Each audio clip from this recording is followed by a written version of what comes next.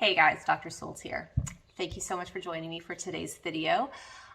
Before we get started, let's just take a really deep breath because we're gonna be talking about a pretty sensitive subject, which is needles into your penis. Got my trusty banana here, which we're gonna use as our demo model because I couldn't really find somebody who wanted to do this live for us. Anyway, this is going to be our handy little needle, and we're going to talk about what's going to happen when we go in for a regenerative penis injection.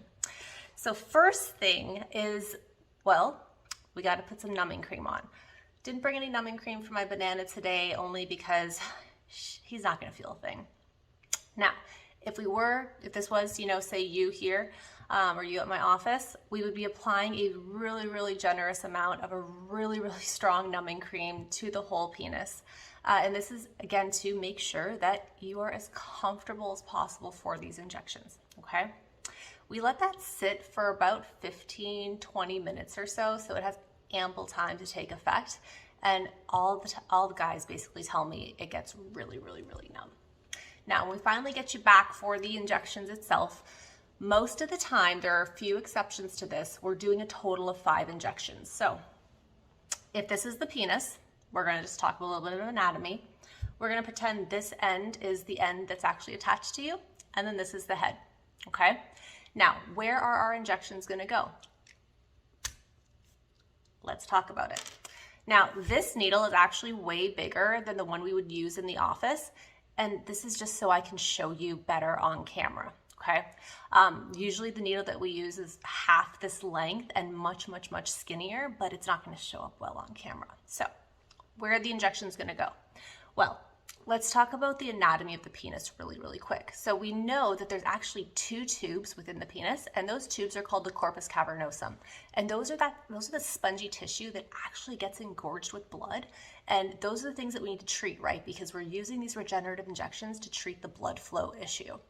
So when I'm grabbing the penis to do these injections, I'm actually separating those 2 tubes with usually my thumb and my fingers.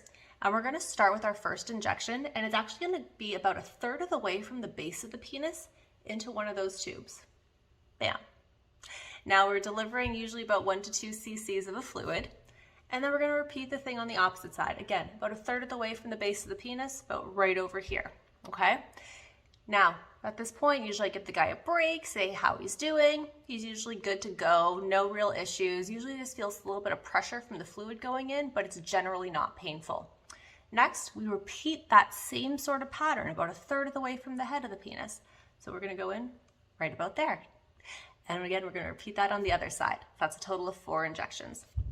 Lastly, we actually do a really nice injection into what's called the vermilion border of the corona or of the head. This is really cool because not only does it provide a really nice plumping for the head of the penis, but it's actually going to be helped to use to increase sensitivity. And believe it or not, this is the easiest one out of all of the injections that we're doing today. So it kind of goes right in that top part near the border, okay? Now, the only time that we usually do more injections than these basic 5 is if a gentleman has Peyronie's disease. So what's Peyronie's disease? Well, if you have it, you know what it is. If you don't have it, it's actually when the penis curves to a side. And that usually happens because of plaque deposition in the penis that's basically compressing that connective tissue and pulling it so the penis starts to bend and curve. We will usually do additional injections into those plaques so that the regenerative injections can help dissolve it.